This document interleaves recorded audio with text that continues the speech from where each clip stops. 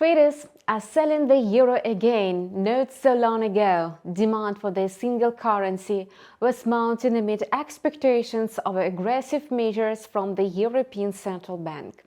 Today's data on the Eurozone inflation for August proved the necessity to raise the benchmark rate by at least 75 basis points. According to preliminary estimates from Eurostat, the statistical office of the European Union, in August, the consumer price growth accelerated to 9.1% on a yearly basis. Economists had expected a slower growth to 9%. Thus, inflation reached a new record high amid the ongoing rise in energy prices. Notably, after the halt of Nord Stream due to maintenance, energy prices began rising even faster. It's obvious that the Eurozone monetary authorities will have to hike the key interest rate by 75 basis points because of the surge in inflation. And the next meeting is scheduled for September 8. However, there are doubts that the European economy will cope with such tightening. That's why investors are pricing in the signs of the approaching recession, transferring their funds into the US dollar. Yesterday, the euro-dollar pair showed almost zero dynamics. The price was hovering between the parity level and the intermediate level of 1.0050. Such a movement could be defined as an accumulation process. Traders took a pause, which may cause a surge in speculative activity.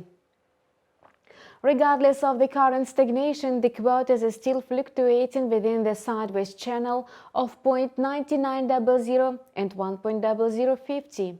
In light of this, traders are likely to make a trading decision only when the price breaks at the limit of the range. Once the price consolidates above 1.0050 on the 4-hour chart, it will resume gaining in value. The downward scenario will become possible if the price settles below 0.9900 in the same time frame.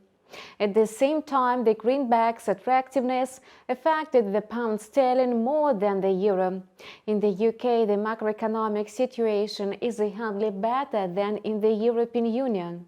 Inflation is still rising, and by 2023, it may reach 18.6% due to a rapid rise in energy prices. The Bank of England is expected to raise the benchmark rate by 2.25% at the next meeting in September. Against the backdrop, the pound-dollar pair hit a new local low, trading near the level recorded in March 2020. However, the pair failed to settle below the control level of 1.1650. As a result, the volume of short positions declined, which led to a short lift and insignificant rebound. Now the quota is again below the control level, and this could be considered an attempt to prolong a downtrend. If the price settles below 1.1650, it will have every chance to slide to the low recorded in 2020. Otherwise, the pound-dollar pair may slacken and rebound to 1.1750. And that's all for now. We continue to learn developments on financial markets. Subscribe to our channel and follow news with us. See you soon.